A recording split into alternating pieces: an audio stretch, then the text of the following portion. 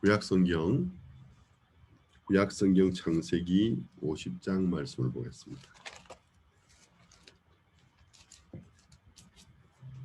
50장 14절에서 21절까지 보겠습니다.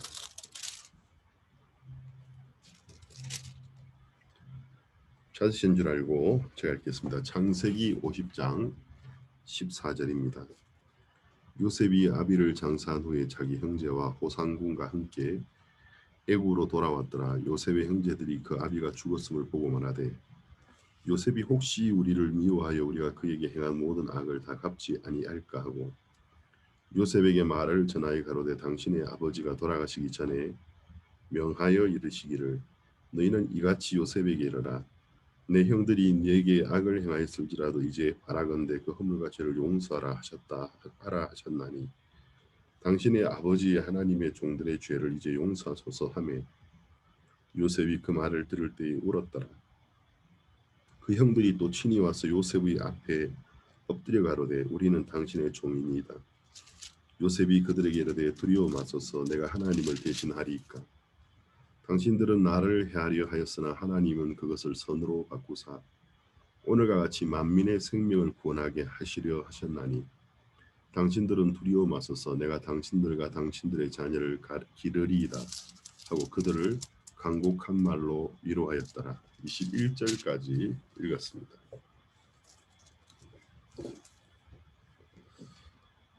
제가 1984년 10월 27일 날 하나님의 은혜로 이제 복음을 듣고 또 믿고 예수님이 나를 모든 죄에서 구원해 주신 나의 구세주이신 것을 마음으로 영접하고 죄를 사함받게 되었습니다.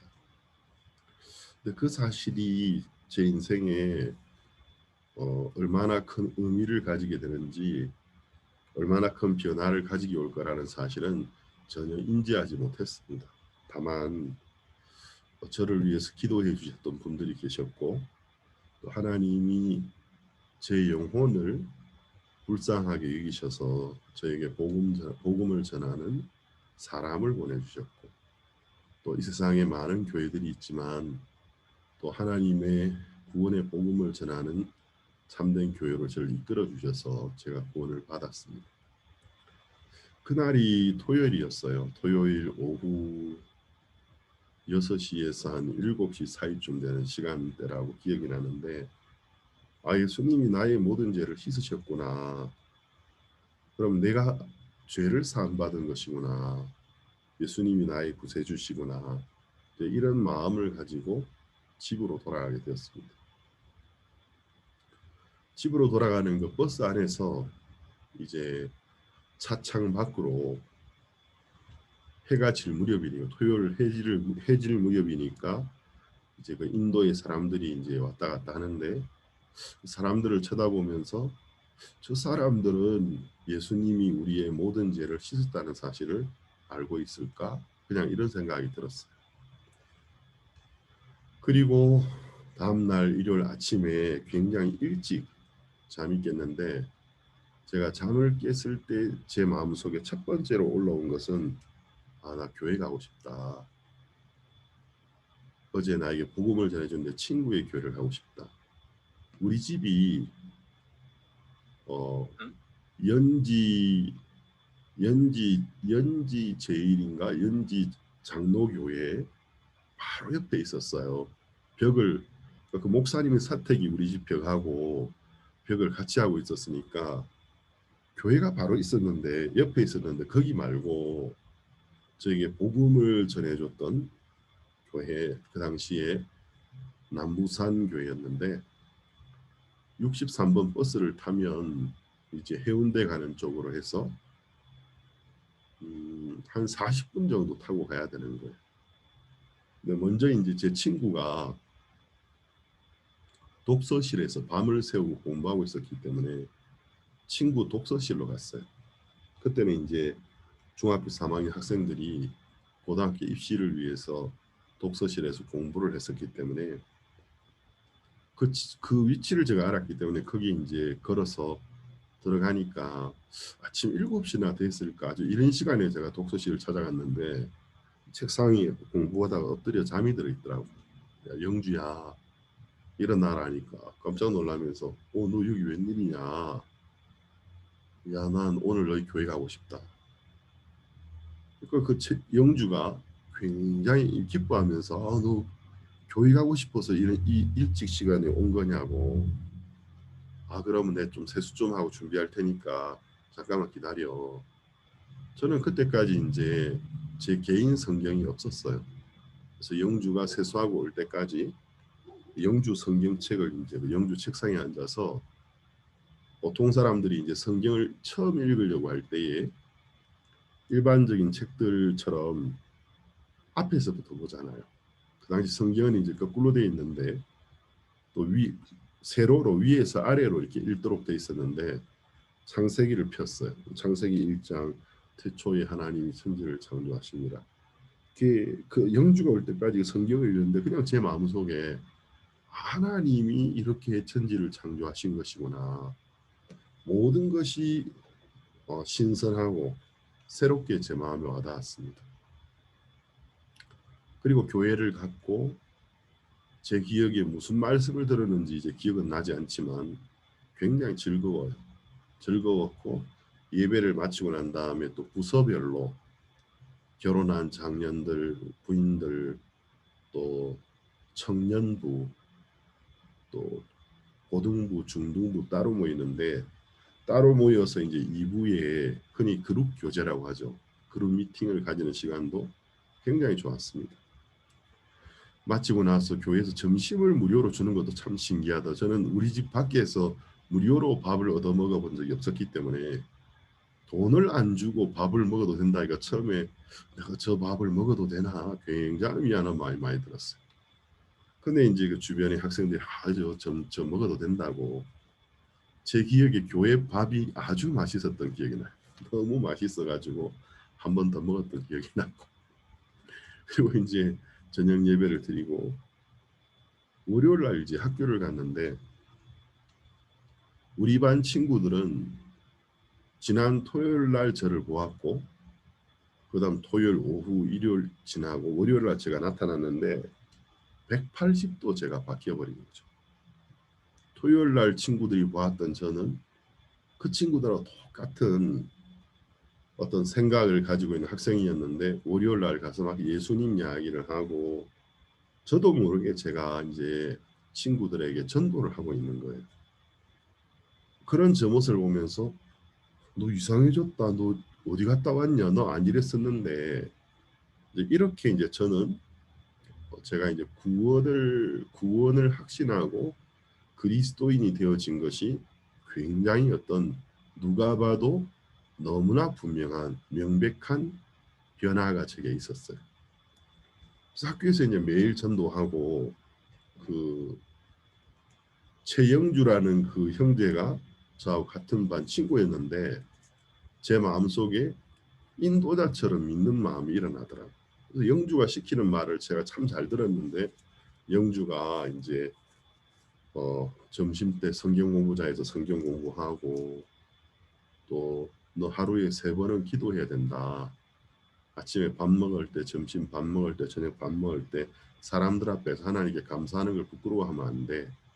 그리고 가능한 제일 새벽에 일어났을 때 하루 일과를 시작하기 전에 하루를 위해서 하나님 앞에 기도하고 또 자기 전에는 하루를 이끌어주신 하나님께 감사하고 이 정도는 기본으로 네가 기도해야 돼. 이것 외에도 더 기도하는 시간들이 있으면 좋고 또 성경은 너 꼭 성경책을 사라. 우리는 그리스도인인데 그리스도인은 전쟁에 나온 군인과 같은 거야. 군인이 자기 칼이 없이 무슨 전쟁을 할 수 있겠어. 그래서 우리는 성경책을 예쁜 성경책 이런 성경책 말고 한 번씩 예배드리러 갈 때 그냥 들고 가는 소지품이 아니고 매일 읽어야 되기 때문에 글자가 크고 읽기 편한 성경을 네가 해야 돼. 손에 들고 다니기 쉬운 성경 말고 읽기 편한 성경을 읽어야 돼. 그래서 매일 성경책을 학교에 가져와라.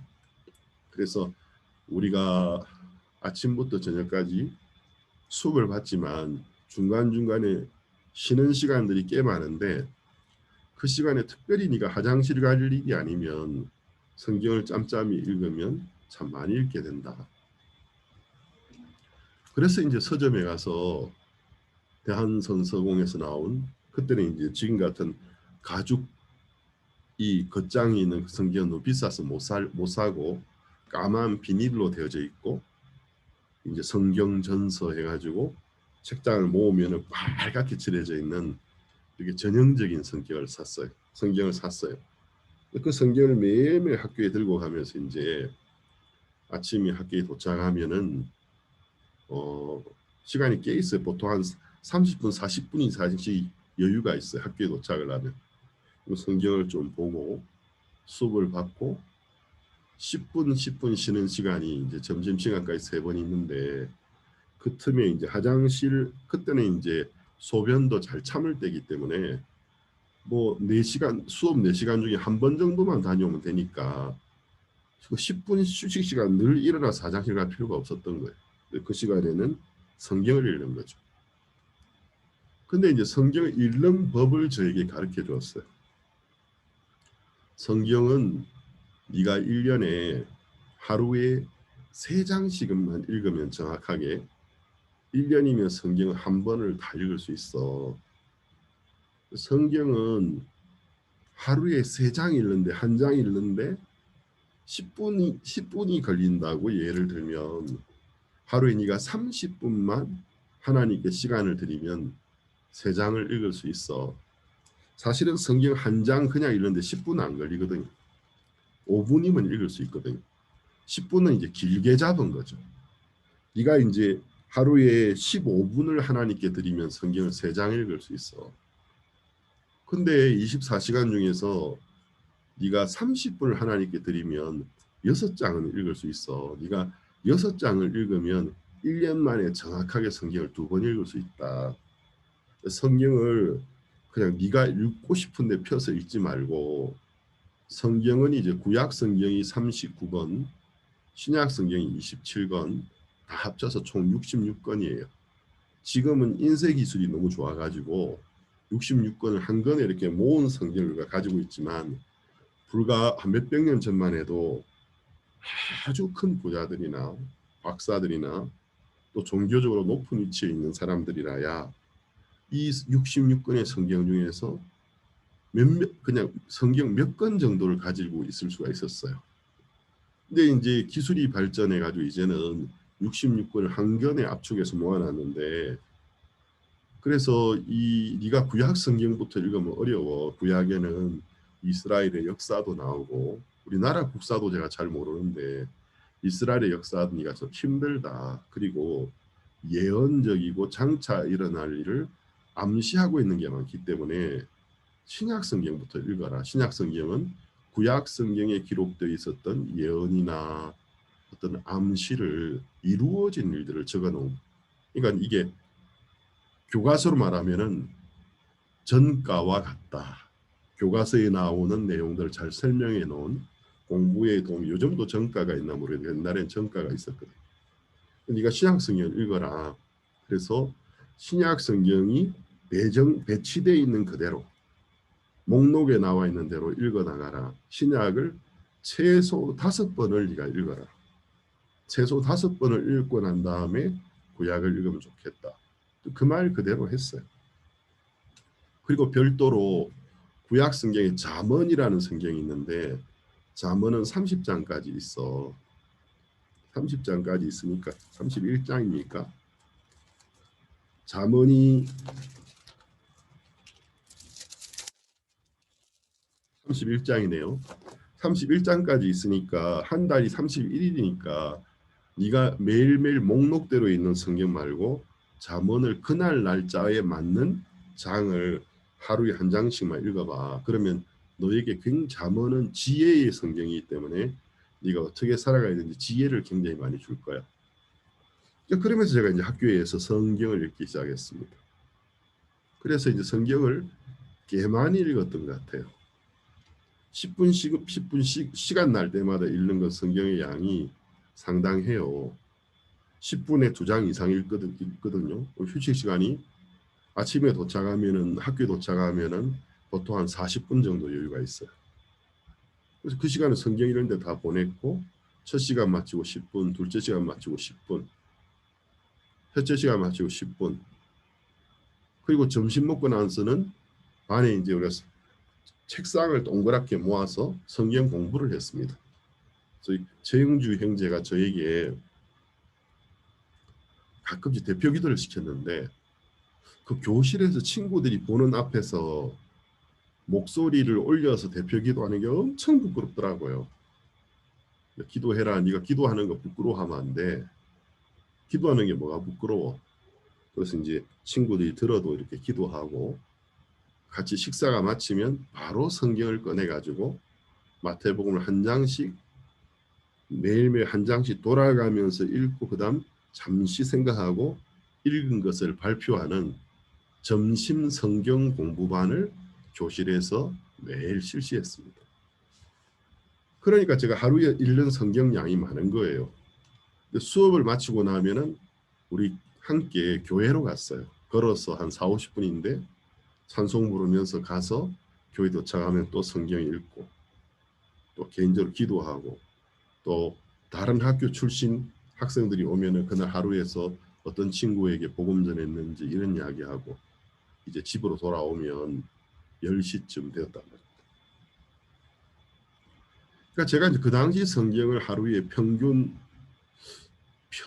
못해도 아무리 못 읽어도 15장 이상 한 20장 이상씩 읽지 않았나 싶어요. 매일매일. 성경을 이제 매일매일 읽고 또 점심시간마다 우리가 이야기를 하니까 점심 성경 공부반이 자연스럽게 전도반이 되지는 거예요. 그러니까 반 친구들이 점심때 자기들 특별하게 하는 것 없으면서도 야, 내 책상 줘라. 그리고 우리가 이제 위치가 다 다른 데 앉아 있으니까 친구들 책상을 모아서 동그랗게 모으니까 야, 내 책상 줘. 이러면서 너 지금 교회에 있는 거 아니야. 여기는 학교야. 무슨 학교에서 너들 뭐 성경 공부하냐. 그래서 우리는 우리가 가진 신앙을 핍박하는 것이라고 생각하고 그래서 복음을 전하니까 소요도 일어났지만 관심을 갖는 친구들이 일어나면서 둘이 셋이 넷이 되고 5, 6, 7 전체 60명쯤 못 되는 한 반의 친구들 중에서 7명이 후원을 받게 되진 거예요. 그래서 이제 우리가 매일매일 모임을 가지고 그 다음 이제 일주일에 한 번 목요일 오후인가는 방과 후에 청소가 다 마치고 모두가 가고 나면 학교 예배를 드리는 겁니다. 교회에서 수요 예배와 별도로 학교 예배, 학교에서 이제 예배 그러다가 이제 교감 선생님한테 들키기도 하고 너희들 뭐하냐? 어떤 다른 서클 활동하는 게 아니고 예배 드리는 거 보고는 너희들 예배 드리냐? 그렇게 이제 참 즐거웠습니다. 고등학교 진학하면서 학교가 다 달라가지고 흩어졌는데 우리는 그 당시에 이제 학교를 선교의 장으로 우리는 믿었습니다. 그때 이제 이런 문구가 있었어요. 선교사는 특별한 사람이 선교사가 아니고 주의 마음을 가진 자마다 선교사다. 그리고 선교지는 특별한 곳이 아니고 그리스도인이 있는 곳은 선교지다. 그래서 우리는 우리가 배당받은 입학한 고등학교가 우리의 선교지라는 생각으로 이제 성의의 경쟁을 펼쳤습니다. 어느 학교에서 구원받는 학생들이 더 많이 생기냐. 이런 식으로. 그래서 이제 수업을 다 마치고 교회에서 만나면 누구와 복음을 전했냐. 복음을 전하다가 어떤 부딪힘이 있었고 어떤 역사가 있었느냐. 이런 게 이제 우리 교재의 어떤 내용이었고 토요일 날 학생회를 마치고 나면 집으로 바로 돌아가는 게 아니고 우리 교회가 이제 광안리하고 굉장히 가까웠기 때문에 망미동에 있었기 때문에 수영구 망미동에 있었기 때문에 광안리나 해수욕장에 가서 광안리나 해운대로 가서 토요일 이제 오후에 전도하는 시간을 가지고 학생회 이후에 전도를 여러분이 안 해보시면 굉장히 부담스러운데 전도도 해보면 굉장히 재밌어요. 처음에는 부담스럽지만. 그래서 이제 막 그 해수욕장 찾아가서 사람들에게 전도하고 나면 토요일 오후가 금방 가버리고 일요일 오후도 그렇고, 그러니까 거의 이제 우리가 학창 시절을 지금 말씀드린 이런 분위기 속에서 복음을 전하고 성경을 공부하는 그 기쁨 속에 살았습니다. 지금도 그때가 그리워요. 그때의 친구들이 그립고, 가끔씩은 이제 제가 한국에 방문할 때에 우리 굉장히 일정이 빠듯하거든요. 한국의 선교사들이 방문하면 우리 선교회는 또 선교사들을 위한 프로그램을 만들어 놓기 때문에 사실 우리가 시간이 없어요.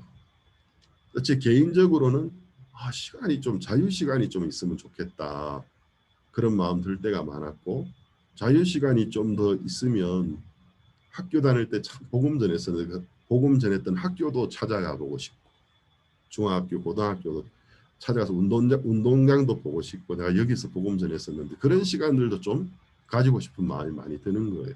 지금까지는 그런 시간을 도저히 만들 수가 없었습니다.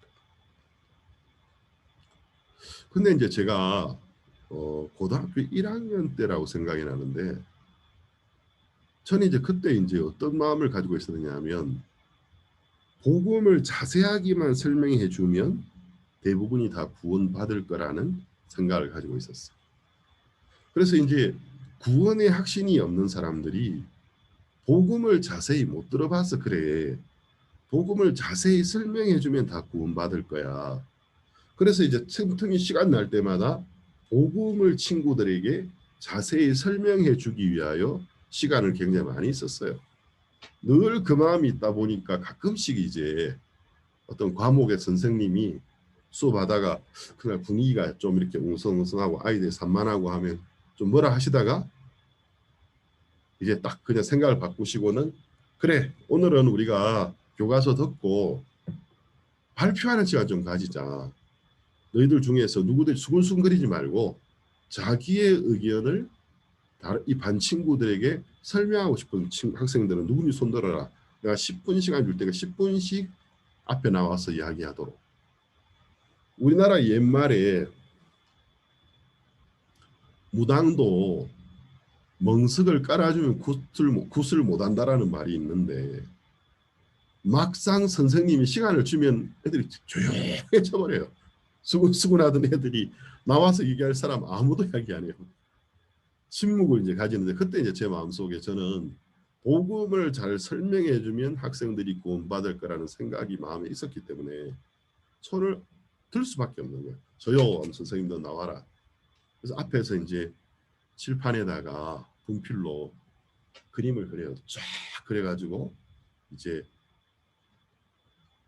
7단계로 나눠놓고, 이게 천지창조입니다. 6일 7일째 쉬시고, 성경은 인간의 역사가 7,000년으로 나누어져 있다고 되어 있습니다.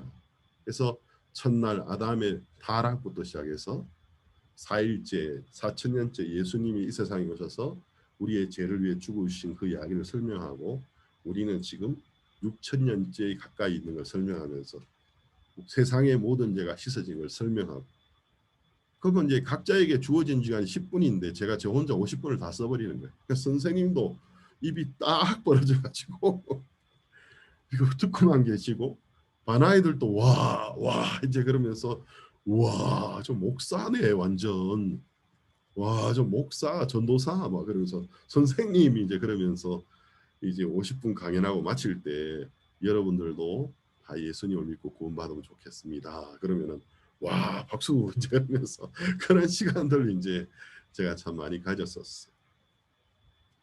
그러니까 이제 우리 학교 친구들이 제 이름을 몰라도 제 별명으로 저를 기억하는 친구들이 굉장히 많은 거예요. 목사, 전도사. 제 별명이 고등학교 때 목사, 전도사였어요.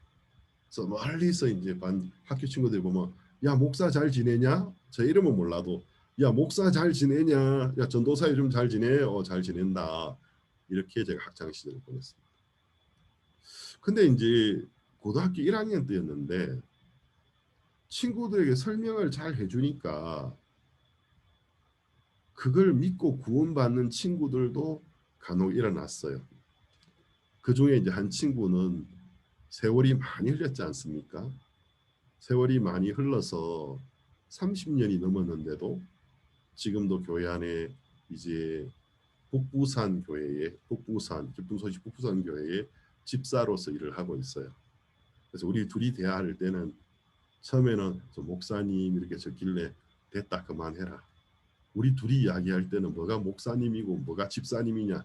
우리 고등학교 때로 돌아가서 그냥 그렇게 이야기하자. 그러면 그래 재훈아 동아나 이제 하면서 이제 이야기하는데 그래서 형제 자매들 앞에서 목사하고 뭐 집사지만 우리 둘이 있을 때 우리는 그냥 고등학교 때처럼 이야기하자. 잘 지내냐? 잘 지낸다. 이제 그러면서 지금까지도 예수님 안에 있습니다. 그때 이제 제 마음속에 불현듯 이런 생각이 들어왔어요. 10명의 친구에게 복음을 자세히 설명해 주면 거의 10명 다가 그래도 우리가 죄가 있지.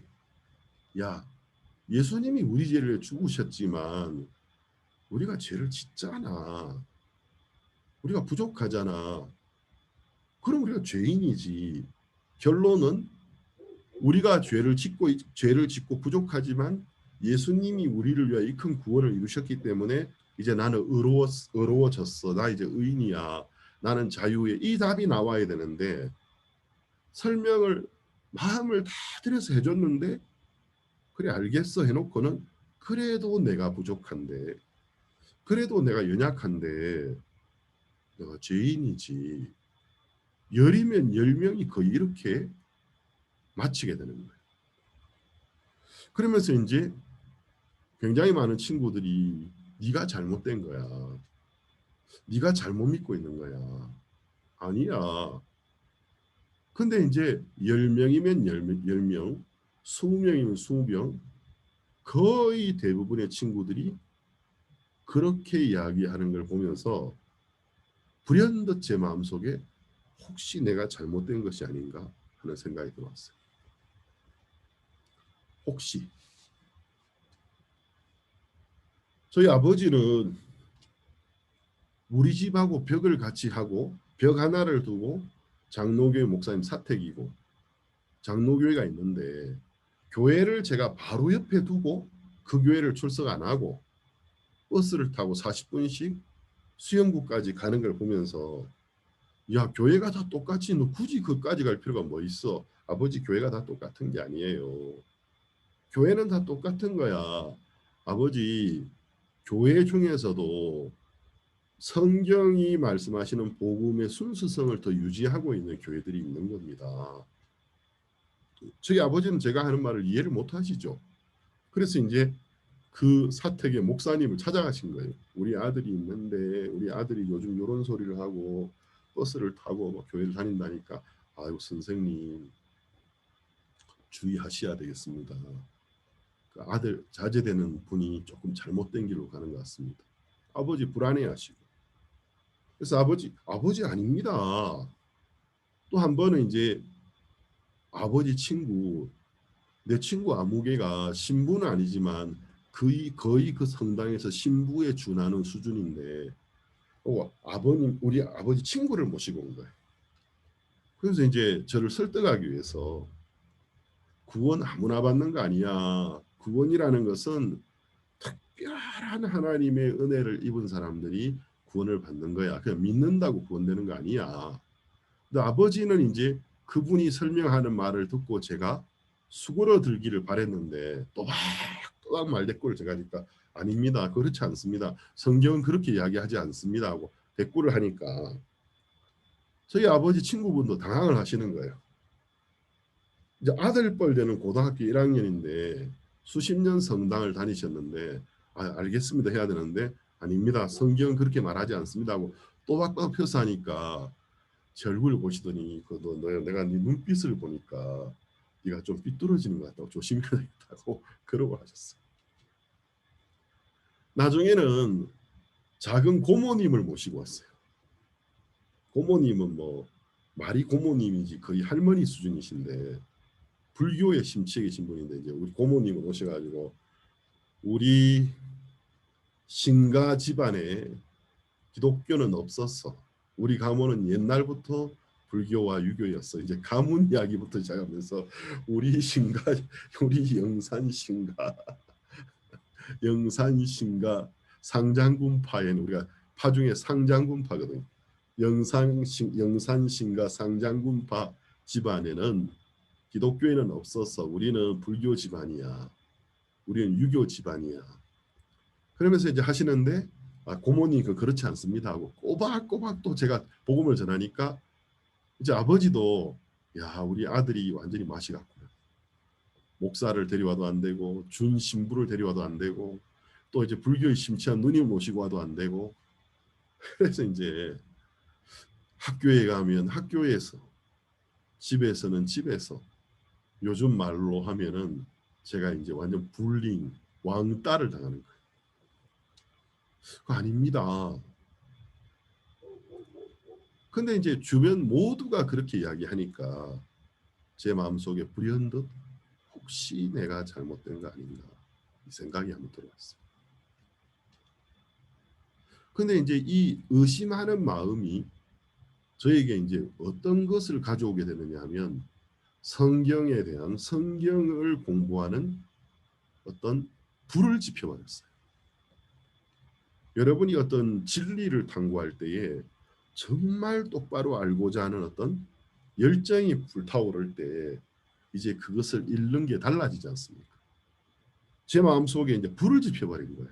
성경을 읽을 때에 보통 연필이나 볼펜을 갖다 놓고 이제 그냥 읽는 게 아니고 한 줄 한 줄을 쫙 이제 볼펜으로 갖다 대고 한 줄 한 줄을 생각하면서 사전 펴놓고 읽게 되고 이제 그러면서 제 처음 성경은 제가 처음 가졌던 저의 성경은 거의 이제 더 이상 읽을 수 없는 좀 표현을 심하게 하면 거의 걸레 수준이 돼버렸어요. 하도 성경을 줄을 끌고 표시를 하면서 읽어가지고 여백에도 흰 여백에도 딱 볼 때 연관성 그때는 제가 성경사전, 성구사전 이런 게 있는 걸 몰랐기 때문에 딱 제가 제 기억력을 되살려서 이 구절과 연관된 구절이 어디 나왔는데 한번 찾아가지고 여백에다가 조그맣게 마가복음 같은 막 해가지고 몇 장 몇 절 적고 이런 식으로 하니까 성경이 이제 하나의 성경 자체가 사전처럼 변하는 거예요. 그리고 이제 성경보다 너무 감사하면 성경 제일 앞에는 흰 옆에다가 감사의 기도도 적어놓고 그때 이제 제 마음속에 내가 정말 잘못된 거 아닌가 그러면서 이제 제 마음이 굉장히 마음이 어려워지기 시작했어요. 여름 방학이 되었는데 하나님 앞에 기도를 했습니다. 하나님 제가 이렇게 의심하는 마음으로 있을 수가 없습니다. 저를 의심해서 건져주시고 분명한 진리 위에 세워주십시오. 기도를 하고 창세기 1장부터 이렇게 시작했어요. 창세기가 총 50장으로 돼 있어요. 하나님이 내 마음에 분명한 믿음을 세워주실 때까지 성경을 쉬지 않고 읽기로 했어요. 그래서 1장, 2장, 10장, 12장, 15장, 16장 넘어가는데 성경을 읽는데 집중이 안 돼요. 머리가 복잡하고 막 이 생각 저 생각이 나는데 하나님을 찾는 간절한 마음으로 성경을 읽는데 언제부터인지 모르겠는데 제 마음이 잡념에서 벗어나서 성경에 깊이 잠기기 시작했어요. 그 한 자리에서 제가 창세기 50장을 다 읽은 거예요. 창세기를 읽으면서 15장, 16장 점점 제 마음이 형편에서 벗어나서 성경의 스토리 속으로 들어가기 시작하면서 나중에는 성경 속에 제 마음이 들어갔어요. 제가 이제 학생 시절부터 성경을 계속해서 읽다 보니까 성경을 읽는 것이 제게 가져온 것이 뭐냐면 다른 사람보다 집중력이 아주 좋아졌어요. 그래서 제가 집중력이 좋다라는 말을 굉장히 잘 듣거든요. 그래서 뭘 하나 보더라도 다른 사람이 보는 것보다도 딱 집중할 때 집중하는 속도가 굉장히 빠르고 집중이 되었을 때 그 집중도가 유지도가 굉장히 오래가요. 집중한 상태가. 그게 이제 성경을 읽으면서 형성되진 것인데 이제 그러면서 제 마음이 이제 성경 처음에는 제가 성경을 읽었는데 어느 정도 시간이 지나니까 제 마음이 성경에 빠져들어 버렸어요. 그래서 성경의 인물들과 함께 마치 어떤 타임머신을 타고 그 시대에 가서 그 인물들 옆에서 걸어가는 듯한 느낌을 느끼면서 성경을 읽기 시작했는데 창세기 37장에 이르렀을 때에 그러니까 1장부터 37장까지 읽은 겁니다. 37장에 이르렀을 때 요셉의 생애가 시작을 했어요. 그러니까 제 마음이 이제 요셉의 생애 속에 쏙 빠져들어서 요셉과 저의 마음이 함께 이제 흐르기 시작하는 거예요. 그러니까 요셉의 시각에서 요셉의 인격 속에서 제가 성경을 이제 읽기 시작하는 거예요. 요셉이 꿈을 꾸게 된 것. 자, 그러면서 거기서 하나님이 지금은 제가 말씀 전할 때 그냥 하는 말이지만 그때는 저에겐 발견이었거든요. 어떤 사람이 하나님이 주시는 꿈을 품게 되면 그 다음 그 사람에게 일어나는 일이 자기가 원하지 않는 환경과 형편으로 계속해서 떠나가게 되는 일이 일어나는 것이구나.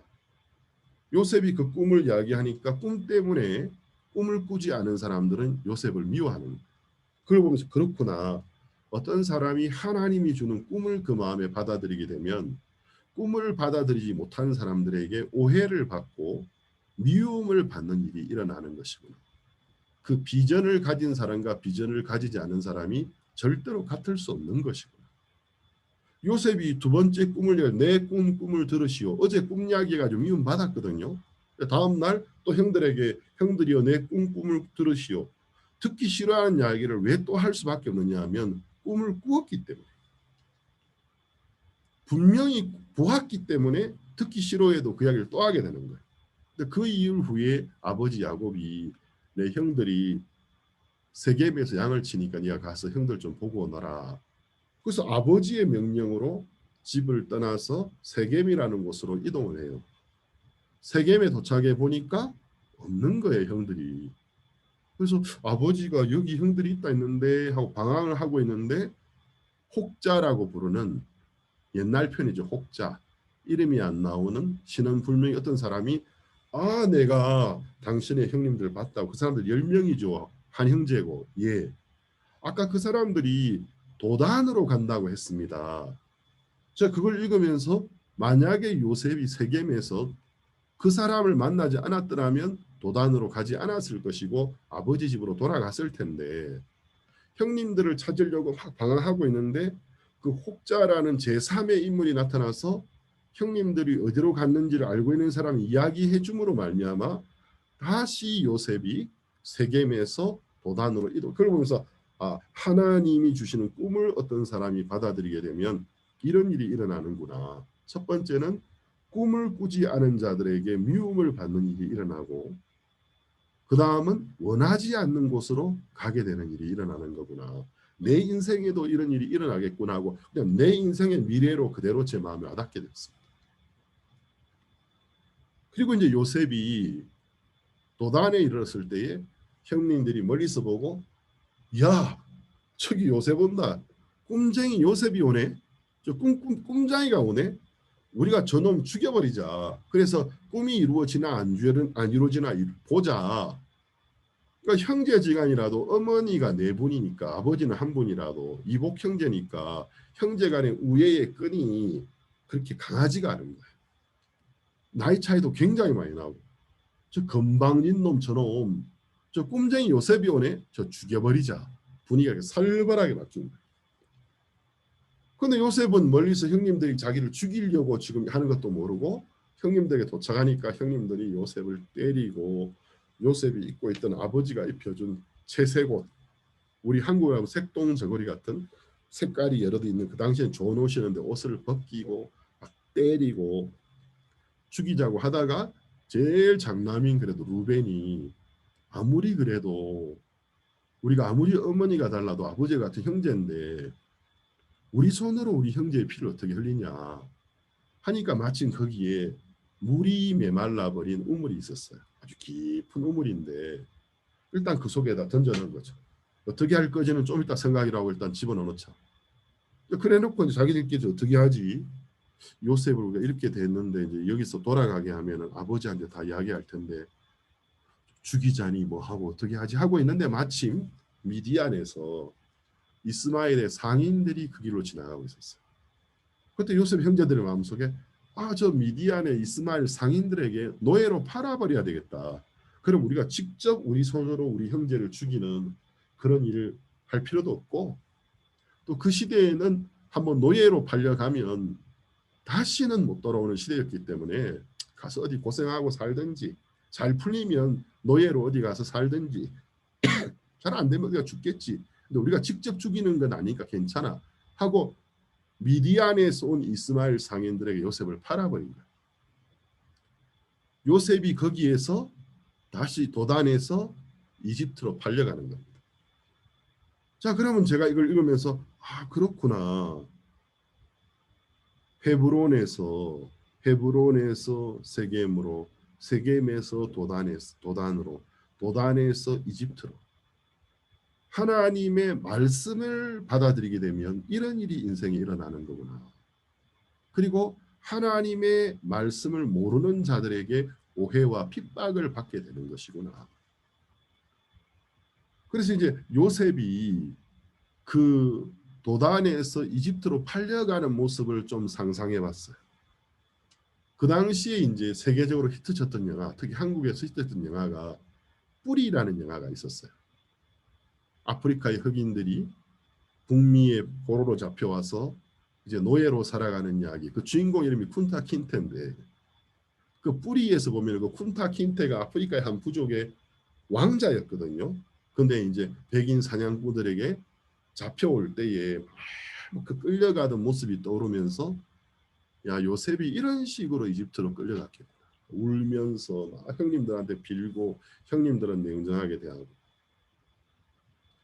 그래서 요셉이 이제 이집트에 갔는데 이집트의 노예 시장에서 파라오라죠. 바로의 시대 장관, 요즘은 경비대장쯤 되는 사람이 산 거예요. 그래서 요셉이 이제 보디발의 집으로 팔려갔어요. 그 모습을 제가 좀 상상해 봤습니다. 그 당시 요셉은 이집트어를 할 줄 몰랐을 거예요. 그러니까 무슨 말 하는지도 모르겠고 생전 처음 보는 복장도 다르고 외모도 다른 사람들에게 팔려가지고 또다시 보디발의 집으로 끌려가는 거죠. 근데 보디발의 집에서 이제 마음을 좀 추스리고 막 두렵고 하지만 다시 하나님을 바라보면서 마음을 좀 진정하고 하나님이 은혜를 베푸면서 이제 시간이 지나면서 하나님이 도와주면 요셉의 마음도 좀 안정이 되고 이집트어도 조금씩 배워가기 시작하면서 그 주인 보디발이 시킨 일이 요셉이 너무 지혜롭게 하나님이 지혜를 주셔서 지혜롭게 일을 처리해 가니까 나중에 보디발이 저놈 봐라. 저 히브리 종놈이 보통 놈이 아니네. 굉장히 총명하고 지혜가 있는 놈이네. 하면서 집안의 가정의 모든 일을 이제 돌아보는 집사 마졸도모로 세우게 되죠. 근데 그 당시는 여러분이 성경을 좀 보시면 굉장히 부유한 집에 한 집이 아니고 집안에 여러 집이 있어가지고 남편이 사는 집, 아내가 사는 집, 종들이 사는 집, 집이 다 달라요. 근데 이제 보디발의 아내가 이름은 안 나오는데 이 여자가 좀 문제성이 있는 여자인 거예요.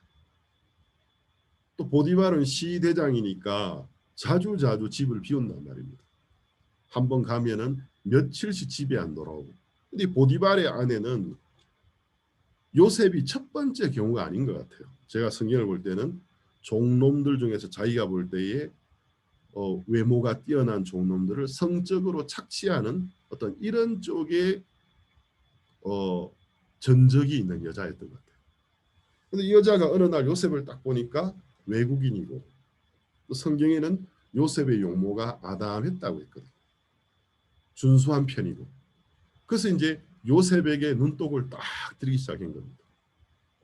요셉은 그 가정의 집사가 됐지만 신부는 종이기 때문에 이 형편에 대하여 주인에게 말하기 너무 조심스러운 거예요. 왜? 주인 마님이기 때문에 주인 마님의 품행이 그렇다고 해서 이거 어떤 식으로 표현하기도 힘들고 요셉은 그 사람의 스타일을 파악하고 가능한 그 집에서 그 보디발의 아내와 개인적으로 마주칠 수 있는 기회나 공간을 피해 나갔던 거죠.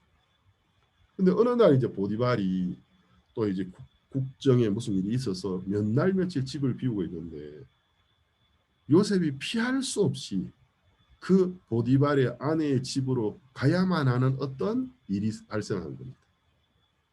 근데 요셉이 이제 그 큰 집의 정원도 크고 그 자기 주인의 아내의 집으로 갔는데 아마 작은 궁궐처럼 꾸며놨을 거예요. 근데 그 보디발의 아내가 요셉을 보고는 큰 소리로 자기에게 수종드는 모든 남자 여자 종을 다 여기서 나가라.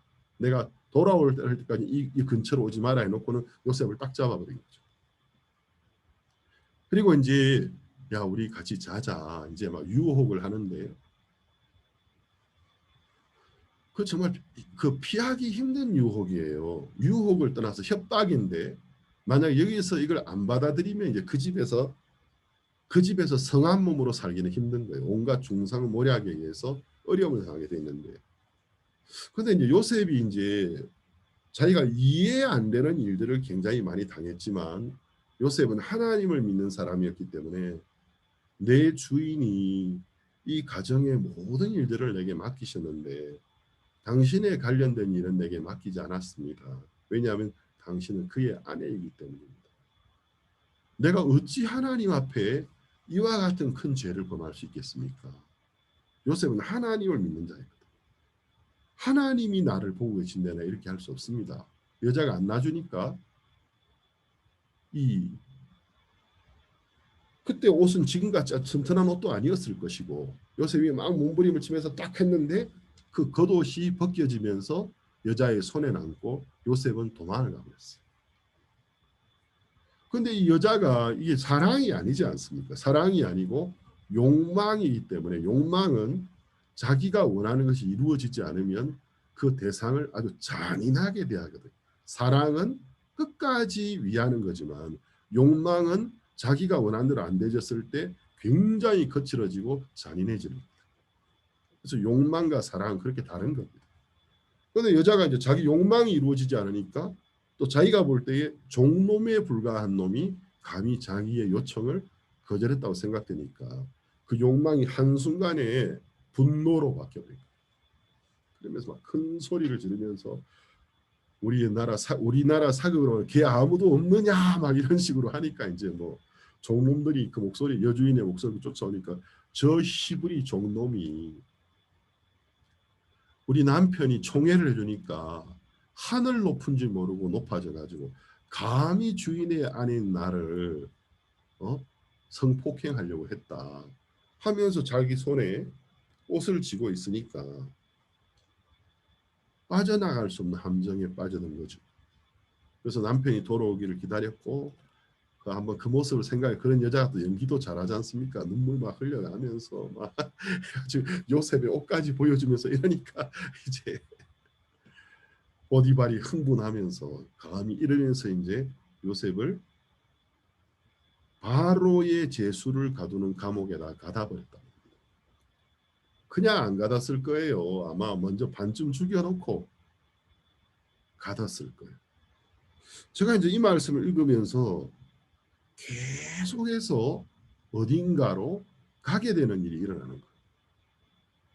그러니까 원하지 않는 곳으로 하나님 계속 어떤 사람을 만들어 가실 때에 계속 새로운 환경과 형편으로 사람을 보내면서 그 사람을 연단해 가고 계신 거예요. 근데 요셉이 옥에 갇혔는데 자, 요셉이 원하지 않는 제3의 강한 힘에 의해서 끌려가는 형편이 계속 있었지만 두드러진 것은 헤브론 그 도단에서 이집트로 팔려올 때 그리고 이제 보디발의 집에서 왕의 제수를 가두는 감으로 갈 때가 아주 비슷한데 차이점은 도단에서 이집트로 팔려올 때는 그 형들이 기억하는 장면에 보면 애걸하고 울고 부르짖었다고 돼 있어요. 그런데 요셉이 보디발의 집에서 왕의 제수를 가두는 감옥으로 옮겨질 때는 어디에도 그가 고통받고 부르짖고 억울해야 하고 했다라는 게 안 적혀 있어요. 그러니까 요셉의 마음의 세계가 요셉의 믿음이 자라가고 있는 것을 말하는 겁니다. 또다시 다른 형편으로 할 때 이해가 되지 않지만 옛날과는 다른 거예요.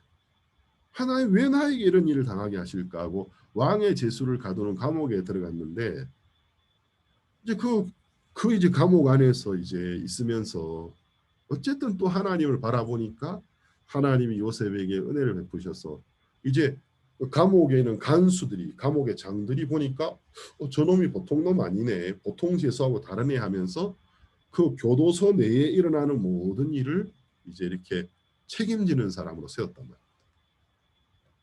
근데 어느 날 바로에게 술을 만들어서 바치는 장과 술 맡은 간원장과 빵을 만들어서 바치는 자. 이 사람들은 단순하게 한 직원이 아니고 왕에게 술을 만들어서 바치는 그 직분 전체의 장이고 술 맡은 간원장이고 빵 굽는 간원장의 아주 높은 직인데 음식과 관련된 두 사람이 왕에게 죄를 짓고 감옥에 들어온 걸 보니 추정이지만 왕이 음식을 먹고 난 다음에 병이 심하게 났거나 어떤 왕에게 어떤 독사를 하려고 했거나 독사는 아니라도 왕이 음식에 의해서 식중독이 일어났거나 그러면서 이 둘 중에 한 놈이 범인인데 하고 어떤 죄를 뒤집어씌고 들어오게 된 것 같아요. 근데 그 두 사람이 감옥에 있지만 신분이 높은 사람이기 때문에 그 옥 전체를 지키는 책임자가 요셉에게 그 두 사람을 좀 시종을 들게 해준 겁니다. 어느 아침에 보니까 두 사람의 안색이 너무 안 좋은 거예요. 왜 그러십니까? 무슨 얼굴색이 안색이 너무 안 좋은데니까 술 맡은 간원장이 내가 어제 꿈을 꿨는데 악몽을 꿨는데 이 보통 꿈이 아닌 것 같아 하고 꿈 이야기를 쭉 하니까 요셉은 하나님을 바라보고 있었고 하나님의 신이 그와 함께 있기 때문에 애쓰지 않았는데 꿈을 들으니까 꿈이 저절로 해석이 되는 거예요. 내가 꿈에 보니 포도 새송이가 내 앞에 자라고 새송이 3이 뭐지? 요셉이 3일 후가 바로의 생일인 거예요. 예나 지금이나 왕이나 군주의 어떤 생일이 다가오면 명절이 다가오면 이제 처형할 죄수들을 빨리 처형해버리고 또 사면해주는 이런 풍습이 왕궁에 있단 말입니다. 그러니까 저 3일은 3일 후는 바로의 생일인데 이 사람은 무지하고 사흘 후에 전직을 회복하겠구나. 그냥 요셉이 애쓰지 않았는데 그게 해석이 보였어요. 그렇게 해주니까 또 꿈는 간원장이 해몽이 너무 좋은 걸 보고 야 나도 꿈 꿨다 내 꿈도 한번 해몽해봐라 하고 이야기하니까 그 사람의 꿈에도 새 강주리를 머리에 메고 가는데 거기도 또 3이 나오는 거예요. 요셉이 딱 들을 때 저것도 3일인데 새 까나스타 강주리를 들고 가는데 흰 떡 아주 그러니까 깨끗한 떡을 가져가는데 제일 위에 강주리에만 왕을 기쁘게 하려고 각종 이제 단맛이 나는 빵들을 파스텔을 만든 거예요. 그래서 막 올렸는데 하늘의 새들이 내려와서 쪼쪼아 먹더라. 그 이야기를 요셉이 들었을 때 요셉의 마음속에 너무나 자연스럽게 이 사람이 죄인이구나. 이 사람은 왕을 기쁘게 해서 이 위치에서 벗어나려는 어떤 의지가 작용하고 있는 거예요. 이 사람이 왕에게 뭘 잘못한 사람이구나. 근데 하늘의 새들이 내려와서 떡을 쪼아 먹더라. 아주 불길한 느낌이 듭니다. 뭔데? 세강주는 3일인데 3일 후에 바로 왕이 당신과 술 맡은 간원장의 머리를 들게 하고 술 맡은 간원장에게 전직을 회복해주고 당신은 메어 달릴 것 같습니다. 결국은 요셉의 꿈대로 되어버린 거예요. 술 맡은 간원장이 그 옥에서 이제 풀려날 때 얼마나 기뻤겠습니까?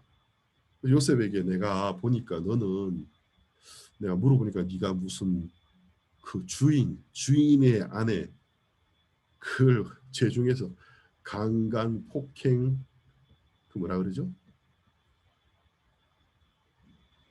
잘 생각이 나는데 이루지는 못하고 이제 시도만 하다가 들어오는 건데 내가 볼 때는 네가 그런 사람이 아니야. 너 무지한 사람인데 내가 전직이 회복하게 됐으니까 너를 이 감옥에서 끄집어낼 수 있도록 한번 길을 찾아줄게 하고 나갔는데 그로부터 2년 동안 요셉을 잊어버린 거야. 근데 2년 후에 바로 왕이 꿈을 꿨는데 심상치 않은 꿈을 꾼 겁니다. 꿈도 신분이 낮은 사람이 꿨을 때하고 신분이 높은 사람이 꿨을 때하고 달라요.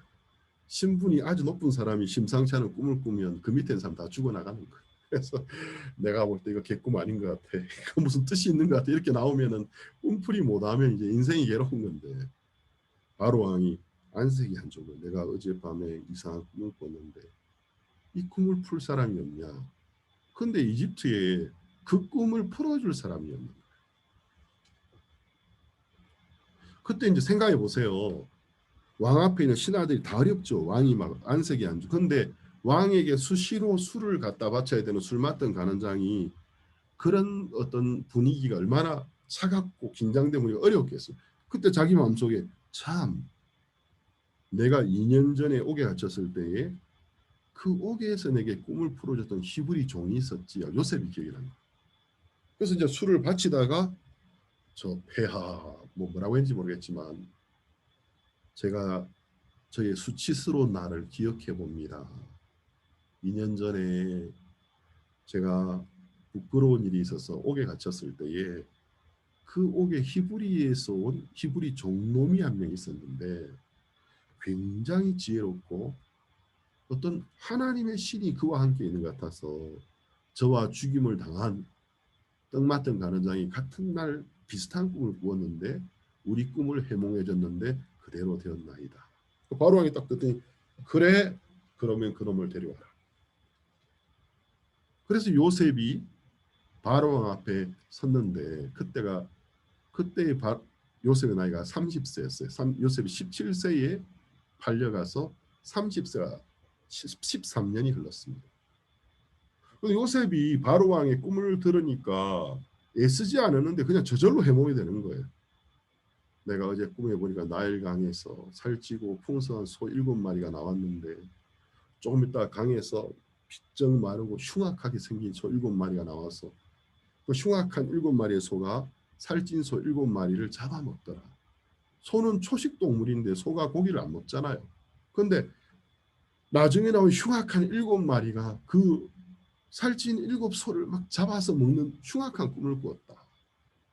그래서 잠시 깼다가 다시 잠이 들었는데 이번에는 너무 살찌고 튼튼한 7 이삭이 자랐는데 좀 이따 메마른 땅에서 배짱 마른 7 이삭이 나오더니 그 7 이삭이 살찌고 튼튼한 7 이삭을 잡아먹더라. 너무 무섭더라. 그 모습이. 식물이 식물을 잡아먹는 거야. 내가 이게 무슨 말인지 요셉이 딱 듣더니 그 두 꿈의 공통점은 7이라는 숫자예요. 좋은 7, 나쁜 7.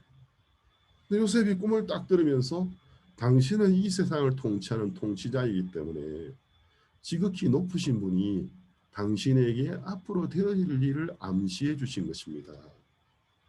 처음에 살찐 7소, 처음에 튼튼한 7 이상은 7년 동안 풍년이 될 것을 말하는 것 같습니다. 그런데 7년의 풍년 이후에 무서운 7년간의 흉년이 오게 될 것 같습니다. 그럼 내가 어떻게 해야 되겠냐? 지혜로운 사람을 한 명 총리로 뽑아서 7년 풍년 기간에 7년의 흉년을 대비하게 하소서. 그런데 이제 바로가 그 꿈의 해석을 딱 들을 때 이게 억지가 아니고 이게 정말 어떤 하나님의 신이 자기에게 말을 한다는 느낌이 든 거예요. 그래서 내가 이 세상에 너보다 더 지혜로운 사람을 어디서 만나겠냐. 내가 보니 네 위에는 지극히 높은 이의 신이 네 위에 머무르고 있는 지혜가 있다. 네가 이 나라의 총리가 되어서 이 일을 하거라. 하고 요셉이 이집트의 총리가 되버려요. 근데 요셉이 이집트의 총리가 되고 난 다음에 비로소 그 꿈을 다시 기억하면서 하나님이 이 지중해 연안 국가에 7년 대흉년이 와서 이집트뿐만 아니고 가나안까지 거의 모두가 죽게 되는데 여기에서 사람들의 생명을 구원하기 위하여 나에게 약속을 주셨고 나를 이집트로 먼저 보내신 것이고 그 흉년이 올 때에 사람들의 생명을 구원하게 하기 위해서 나를 보내신 거구나. 요셉의 마음이 옛날에는 하나님이 보여주는 꿈은 있었지만 하나님의 섭리하고는 연결이 안 되고 있었는데 하나님의 섭리와 마음이 딱 연결되는 순간 요셉의 마음속에 막 묶여 있었던 실타래가 쫙 다 풀어지면서 그 마음속에 사람을 향한 원망, 사람을 향한 섭섭함이 싹 다 풀어진 거예요. 형들이 나를 죽이려 했던 것이 아니라 나를 이집트로 오게 하기 위한 하나님의 계획이 이루어진 것이었구나. 요셉이 30세에 이집트의 총리가 되지고 7년 풍년 동안에 7년의 흉년을 대비하는 거예요. 곡식 창고들을 크게 만들고 또 세금도 많이, 백성들이 세금 많이 내도 원망 안 하는 게 풍년이니까 그래서 막 곡식을 가득가득 채우고 물을 준비하고 그때 그 당시 이집트 사람들은 저 총리는 저 밥 먹고 할 짓이 없는 사람인가 지금같이 풍성 대풍년이 계속되고 있는데 뭐 때문에 저렇게 계속 일을 하는 거지? 뭐 때문에 창고를 저렇게 많이 만들고 자꾸 물을 저장하고 하는 거지? 그래서 이제 요셉이 대흉년이 오기 전에 이제 결혼을 해서 온이라는 지역의 제사장의 딸과 결혼해서 자식을 얻는데 첫째 아들의 이름을 므낫세라고 짓습니다. 에스파뇰로 마나세죠. 므낫세라는 이름의 뜻은 잊어버림이라는 뜻. 여호와께서 나의 모든 고통을 잊어버리게 하셨도다. 둘째 아들을 놓고는 하나님이 나를 창성하고 번성케 하시리라 하고 에브라임으로 지었어요. 이 두 이름이 영적인 의미가 있어요. 내 마음에서 죄 사함이 이루어져야만이 삶이 풍성해지는 내 마음에 므낫세가 와야만이 에브라임이 오는 겁니다. 죄를 사함받아야 성령이 오시고 하나님이 축복하는 인생이 열리는 것입니다. 그러면 이제 요셉이 자기 첫 아들의 이름을 므낫세 잊어버림이라고 지을 때에 뭘 잊어버렸느냐 하면 자기 마음속에 형님들을 향했던 그 원망과 증오가 다 사라지고 형님들이 자기를 향하여 범했던 죄가 다 마음에 정말 눈 녹듯이 얼음 녹듯이 다 풀어진 거예요. 이게 하나님 뜻이었구나. 그들의 죄만이 아니구나. 하나님 뜻이었구나. 그 다음에 그 마음에 평화가 온 거예요. 그리고 흉년이 시작이 되었는데 흉년 첫 해에 형님들이 온 거예요. 첫 흉년에 너무 흉년이 심하니까 이제 막 이집트 안에서 이집트 밖에 외국에서 사람들 양식을 사러 오는데 가나안에서 10명의 형제들이 온 거죠. 요셉이 형님들이 자기 앞에 넙죽 엎드러져 있는 걸 보면서 자 17세의 형님들이 요셉을 팔았어요. 요셉이 30세에 이집트의 총리가 되었어요. 7년 흉년이 있었어요. 7년 풍년이 있어요. 그리고 지금 흉년 2년째니까 30 더하기 7 더하기 2 39세입니다. 요셉의 나이가 39세고 17세 때 팔았는데 39세가 됐으니까 청소년 때였는데 이제 완전 장성한 중년에 이르는 장년이 됐으니까 요셉의 외모도 바뀌고 또 요셉이 이집트 사람들은 고대로부터 이제 얼굴에 메이크업을 했지 않습니까? 특히 눈 있는데 메이크업을 하고 머리를 다 밀고 모자를 쓰고 수염도 밀어버리고 그 가짜 수염을 이렇게 붙였거든. 그러니까 요셉이 그러고 있으니까 알아보겠습니까? 그 사람들이 못 알아보지. 요셉 그리고 이집트 말로 이야기하니까. 요셉은 그 형님들을 보았을 때에 그 꿈이 기억났다고 되어 있습니다. 하나님이 꿈을 이루셨구나. 이제 지금 흉년 첫 해인데 흉년이 6년이 더 될 텐데 이런 식으로 형님들이 양식 좀 얻어서 돌아갔다가 왔다 이러면 그 일가가 다 전멸할 수도 있는 거예요. 요셉이 바라는 것은 흉년이 너무 심하기 때문에 그들이 요셉에게 와서 풍성한 양식을 먹고 살게 되기를 바라는데 형님들에게 어떻게 자기를 알릴지를 모르는 거죠.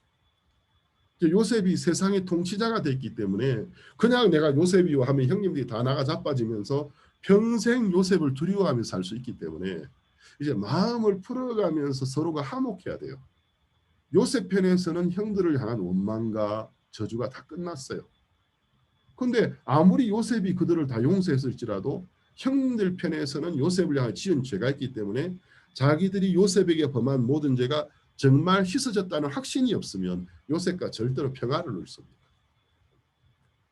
이게 화목이라는 거잖아요. 한편에서 용서해 준다고 부부가 싸움을 했어요. 남편이 힘이 더 세요. 그러다 보니까 옥신각신하다가 뭐 아내가 기껏 해봐야 남편 한번 물고 핥히는 건데 남편이 폭력을 행사하면 아내에 더 큰 상처를 줄 수 있는 거죠.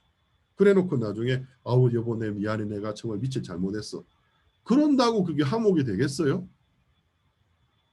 그게 화목이 되겠어요? 그래가지고 안 되죠. 화목은 쌍방간에서 마음에서 모든 원한이 녹아야만이 화목이 되는 건데 요셉이 훨씬 힘이 있는 위치이기 때문에 형님들 내가 형님들 제일 용서했습니다. 그런다고 화목이 되는 게 아니란 말이에요. 형님들의 마음속에 정말 저가 요셉이고 하나님의 뜻에 의해서 이런 일이 일어났고 하나님 우리 죄를 다 씻어주셨구나. 그 믿음이 와야만이 요셉과 편안하게 살 수가 있죠. 그러니까 요셉이 이제 작업을 시작하는 거예요. 지혜를 가지고. 그래서 막 그 사람들 갑자기 너는 스파이지 하고 막 몰아붙이니까 당황을 해가지고 우리 스파이 아닌데 하고 스스로 가족사를 다 이야기하는 거예요. 우리 아버지는 아무개고 우리 어머니는 4명인데 우리 형제는 총 12명인데 막내는 지금 나서 아버지 곁에 있고 11번째는 지 혼자 집을 나가 가출해 다시는 안 돌아오고 요셉 이야기인데 그래가지고 이야기하고 우린 10명인데 우리는 독실한 자들이고 우리는 신실한 자들이고 요셉 편에서 들을 때 얼마나 웃겼겠습니까? 무슨 독실하고 신실한 자들이 형제를 죽이려고 아버지에게 자기들끼리 합심해가지고 속이고 요셉이 짐승에 잡혀 죽었다고 거짓말하고 그렇게 살겠습니다. 그러니까 이제 요셉이 너희들 스파이 맞아? 아닙니다.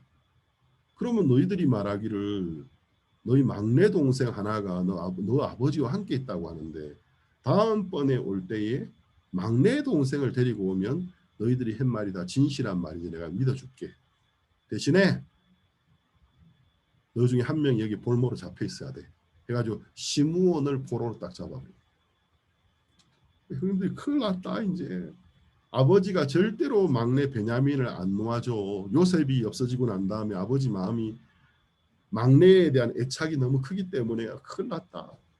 시므온을 애굽의 총리에게 볼모로 잡혀놓고 이제 돌아오는데 길이 머니까 중간에 이제 주막에 들어서 하룻밤 자야 되는데 자기 전에 이제 사온 곡식을 확인을 하고 자루를 여니까 자루마다 곡식값이 그대로 다 돌아와 있는. 큰일 났다. 이게 웬일이냐. 그 사람이 우리를 도둑놈으로 생각하지 않겠냐. 우리가 분명히 돈을 지불했는데 왜 우리 돈이 우리 자루에 들어있지? 요셉 편에서는 왜 돈을 돌려줬죠? 형님들에게 돈 받고 곡식 팔 마음이 없어요. 요셉이 그냥 주고 싶지. 근데 이제 형님들 편에는 야 우리가 스파이에다가 또 이집트의 총리를 속인 자가 되고 말았구나. 재앙이다. 하고 아버지 앞에 와서 이야기하니까 아버지도 큰일 났다 하고 이제 시므온을 찾으러 가긴 가야 되겠는데 너무 두렵고 1년이 또 지났습니다. 양식이 다 떨어져 버렸어요. 2년째인데 아버지가 도저히 안 되겠다. 한번 생각을 해보세요. 막 손주들이나 증손자들까지 막 배고파서 울고 막 이러니까 안 되겠다 야곱이. 너를 다시 이집트로 가야겠다. 아버지 우리 못 갑니다. 우리 못 갑니다. 아버지 잘 아시지 않습니까? 시므온이 살았는지 죽었는지 모르겠다. 가서 시므온도 구해오고 양식. 아버지 그 사람이 베냐민을 안 데려가면 안 된다 했습니다. 아버지가 베냐민을 안 보내주시면 우리 못 갑니다. 베냐민 데리고 가도 우리가 지금 우리 운명이 어떻게 될지 모르겠습니다. 왜? 우리가 우리 돈을 다 가져온 셈이 되기 때문에. 그러면서 결국 야곱이 내가 자식을 잃으면 잃으리로다 하고 베냐민을 내주거든요. 베냐민을 데리고 흉년 2년 차 이집트로 돌아와요. 그런데 요셉이 이제 베냐민이 무사한 것을 보고는 베냐민은 자기 막내 동생이고 자기와 동생의 어머니 라헬의 자식인데 베냐민이 무사한 걸 보고 형님들이 예전 같지는 않구나 이제 보면서 자기 집을 초대를 해요. 요셉의 형님들이 왜 우리를 자택으로 데려가지? 자택에 무슨 감옥이 있고 고문하려는가 보다. 가니까 이제 음식을 차려놨는데 장자의 차서대로 그 11명을 쫙 음식을 차렸는데 그 형제들이 다 놀라. 어떻게 저 사람이 우리의 어떤 장자의 차서를 알고 있지? 베냐민에게 특별히 양식이 더 많고 이제 막 기뻐하면서 너희 아버지는 살아 계시냐? 요셉이 막 이제 그러면서 또 그 사람들이 지난번에 우리가 돈을 훔친 게 아닙니다. 주말에 갔더니 누가 갖다 놨는 집에 돈이 들어있어 걱정 안 해도 된다. 내가 너희들에게 선물로 준 거다. 요셉의 본심이었거든요. 그들이 이제 다시 가나안으로 돌아갈 때 이렇게 돌아가면 1년 이상 다시 안 올 확률이 크고 그 사이에 그들이 죽을 수도 있는 거예요. 그래서 베냐민이 자기 신하 중에 한 명, 요셉 신하 중에 한 명에게 저 베냐민의 자루에다가 내 은잔을 집어넣어라. 그래서 이제 양식도 다 샀고 관계도 청산하고 시므온도 회복했고 다행이다 하고 그들이 이제 야, 하나님 우리를 도우셨구나 하고 주마이가 사룻밤을 자려고 하는데 갑자기 저쪽에서 먼지가 막 일어나면서 이집트에 막 분마가 오는 거예요. 당신들이 어떻게 이렇게 할 수 있느냐? 우리 주인이 당신들에게 은혜를 베풀었는데 어떻게 우리 주인이 점칠 때 쓰는 은잔을 훔쳐갈 수 있느냐? 아니, 그런 일은 있을 수가 없습니다. 우리는 그런 일 한 적 없습니다. 우리 중에 누구든지 그 사람의 짐 속에서 그분의 은잔이 나오는 자는 정령 죽임을 당하게 될 것입니다. 하고 자루를 다 열었는데 요셉의 자루에서 베냐민의 자루에서 은잔이 나옵니다. 형님들이 이제 이를 보면서 일이 꼬여도 이렇게 꼬일 수 있나 하고 요셉의 집으로 돌아왔을 때 이제 히브리 말로 자기들끼리 이제 막 루벤이 내가 우리 동생 요셉 팔려갈 때 내가 팔지 말라고 죽이지 말라고 그러지 하지 않았 너희가 왜 내 말을 안 들었냐 하면서 막 그들이 이제 히브리 말로 요셉이 자기들의 말을 못 알아듣는다고 생각하니까 마침 통역도 안 보이니까 이제 통역이 없으니까 히브리 말로 못 알아듣는다고 생각하면서 여호와께서 우리의 죄를 적발하셨나이다 하면서 그들이 진심으로 회개하기 시작합니다. 요셉이 그 이야기를 딱 들으면서 형님들의 마음이 더 이상 옛날과 같지 아니하고 정말 그 죄를 돌이키고 회개하는 걸 보면서 그 형들을 향한 정을 억제할 수가 없었다. 하나님이 이런 식으로 우리를 이끄셨구나. 큰 소리로 내가 당신들의 동생 요셉입니다 하고 이집트의 그 모자 딱 벗고 가짜 수염 떼내고 눈화장 딱 지우니까 세월이 많이 흘렀는데 요셉이 겁니다. 내가 당신들의 아우 요셉입니다. 형님들, 당신들이 나를 이곳으로 보낸 것이 아닙니다. 하나님이 천하의 생명을 구원하시기 위하여 나에게 약속하시고 이것을 준비하신 것입니다. 그걸 한번 보겠습니다. 창세기 45장. 조금 졸리는 시간인데 졸고 앉아있지 말고 말씀 들을 때 여러분이 물 한 잔 드시고 일어나서 정신을 차리고 말씀을 들으셔야 됩니다. 일요일 오후에 좀 식사 이후에 좀 졸리는 시간이죠. 창세기 45장 보겠습니다.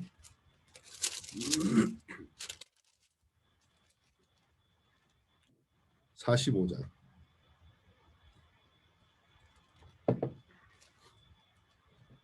1절부터 보겠습니다. 요셉이 시종하는 자들 앞에서 그 정을 억제하지 못하여 소리질러 모든 사람을 자기에게서 물러가라 하고 그 형제에게 자기를 알리니 때에 그와 함께 한 자가 없었더라. 요셉이 방성대곡하니 애굽 사람에게 들리며 바로의 궁중에 들리더라. 요셉이 그 형들에게 이르되 나는 요셉이라 내 아버지께 아직 살아 계시니까 형들이 그 앞에서 놀라서 능히 대답하지 못하느니라. 요셉이 형들에게 이르되 내게로 가까이 오소서. 그들이 가까이 가니 가로되 나는 당신들의 아우 요셉이니 당신들이 애굽의 판자라. 당신들이 나를 이곳에 팔았으므로 근심하지 마소서. 한탄하지 마소서. 하나님이 생명을 구원하시려고 나를 당신들 앞서 보내셨나이다. 이 땅에 2년 동안 흉년이 들었으나 아직 5년은 기경도 못하고 추수도 못할지라. 하나님이 큰 구원으로 당신들의 생명을 보존하고 당신들의 후손을 세상에 두시려고 나를 당신들 앞서 보내셨나니 그런즉 나를 이리로 보낸 자는 당신들이 아니요 하나님이시라. 하나님이 나로 바로의 아비를 삼으시며 그 온 집의 주를 삼으시며 애굽 온 땅의 지리자를 삼으셨나이다. 당신들은 속히 아버지께로 올라가서 구하기를 아버지의 아들 요셉의 말에 하나님이 나를 애굽 전국의 주로 세우셨으니 내게로 지체 말고 내려오사 아버지의 아들과 아버지의 손자들과 아버지의 양과 소와 모든 소유가 고센 땅에 있어서 나와 가깝게 하소서. 흉년이 아직 5해가 있으니 내가 거기서 아버지를 공양하리이다. 아버지와 아버지의 가속과 아버지의 모든 소속이 결핍할까 하나이다 하더라 하소서. 당신들의 눈과 내 아우 베냐민의 눈이 보는 바 당신들에게 이 말을 하는 것은 내 입이라. 당신들은 나를 애굽에서의 영화와 당신들의 본 모든 것을 내 아버지께 구하고 속히 모시고 내려오소서 하며 자기 아우 베냐민의 목을 안고 우니 베냐민도 요셉의 목을 안고 우니라. 요셉이 또 형들과 입맞추며 안고 우니 형들이 그제서야 요셉과 말하니라. 자, 창세기 45장 1절에서 15절은 복음을 전하고 있는 겁니다. 이 요셉은 예수 그리스도의 그림자적인 인물입니다. 그래서 유대 종교인들은 요셉을 메시아의 그림자로 다윗을 메시아의 그림자로 여기고 있습니다. 만왕의 왕이 된 그리스도를 보여주고 있는데 자 그러면 그리스도를 대표하는 이 상징하는 요셉이 무슨 이야기하고 있죠? 당신들이 나를 죽인 것이 아닙니다. 당신들이 나를 판 것이 아닙니다. 당신들을 걱정하지 마십시오. 하나님이 이 세상 모든 사람을 구원하기 위하여 나에게 이를 허락하신 겁니다. 하면서 내가 당신들의 죄를 다 씻었습니다. 내가 당신들의 모든 죄를 씻었으니 이제 내게로 와서 나와 함께 사세요. 아직 흉년이 5해나 남았는데 한 해 한 해 흉년이 너무나 심하기 때문에 나 없이는 살 수가 없습니다. 내게로 와서 고센 땅에, 고센은 이집트 땅 중에서 삼각주가 있는 가장 기름진 땅이거든요. 나와 함께 하신 교회를 말하고 하나님의 풍성한 약속의 세계를 말하는데 나와 함께 사세요. 예수님의 그림자입니다. 이때 요셉의 나이가 39세였어요. 시간 관계상 다 설명할 수 없지만 세월이 흐릅니다. 7해 이제 나머지 5대 흉년도 마치고 이제 요셉의 형님들이 요셉과 사는데 어떤 일이 발생하냐면 오늘의 본문인데 창세기 50장입니다. 무슨 일이 생겼죠? 14절 요셉이 아비를 장사한 후에 자기 형제와 호상군과 함께 애굽으로 돌아왔더라. 15절 요셉의 형제들이 그 아비가 죽었음을 보고 말하되 요셉이 혹시 우리를 미워하여 우리가 그에게 행한 모든 악을 다 갚지 아니할까 하고 자 세월이 많이 흘렀습니다.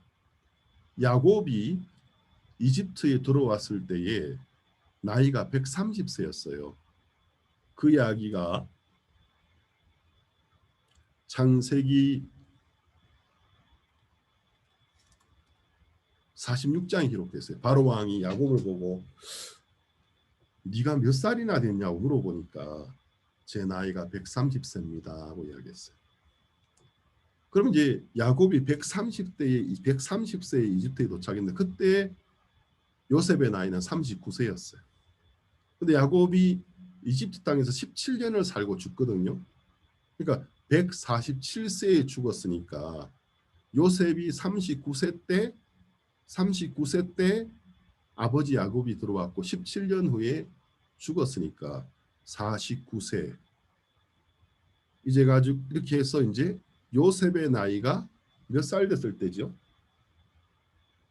39세 때 아버지가 130세였으니까 아버지가 147에 죽었으니까 17을 더 더하면은 49세 56세죠. 그렇죠? 56세. 이때 요셉의 나이가 56세입니다. 그러니까 요셉이 형들에게 복음을 전해주고 난 다음에 17년이 흘렀어요. 잘 살았어요. 그런데 이제 아버지가 딱 죽으니까 형님들이 아버지가 죽은 걸 보고는 불안해하기 시작하면서 지금까지 요셉이 우리를 받아준 것은 아버지 얼굴 봐서 그랬던 것인지도 몰라. 이제 아버지가 돌아가셨기 때문에 우리의 죄를 기억하고 우리를 벌하려고 할지도 몰라. 이게 뭐냐 하면 사람들이 요셉은 예수님을 상징하는 분인데 예수님의 말씀을 그대로 믿으면 되는데 내가 너희의 모든 죄를 씻었다. 이제 내가 너희를 구원했다. 그냥 믿으면 되는데 거기에다가 어떤 조건을 하나 더 달아놓는 거예요. 야곱이라는 조건처럼 그래도 내가 예수님 믿고 구원받았다고 말하지만 그래도 이렇게 좀 잘한 게 있으니까 예수님 나를 사랑하시는 게 아닐까? 근데 어느 날 우리가 살다 보면 그 조건이 다 없어지는 날이 와요. 내가 볼 때 정말 한심하다. 내가 나를 봐도 한심하게 짝이 없고 내가 하나님이라도 내 같은 인간 구원 아니라 하겠다. 내가 하나님이라도 내 같은 인간 보고 너는 구원하고 상관없어. 너 지옥이나 가라. 그래 말하겠다 싶을 정도로 나에게 조건이 없는 날이 와요. 그러니까 이제 요셉 형제들이 아버지가 딱 죽은 것을 보고는 뭐라고 하죠? 15절 요셉의 형제들이 그 아비가 죽었음을 보고 이제 이들은 요셉의 말을 그대로 믿은 게 아니고 아버지가 계시니까 그래도 요셉이 우리를 용서해 주는 거야. 그런데 아버지가 이제 사라졌기 때문에 요셉이 혹시 우리를 미워하여 우리가 그에게 행한 모든 악을 다 갚지 아니할까 의심이 들어.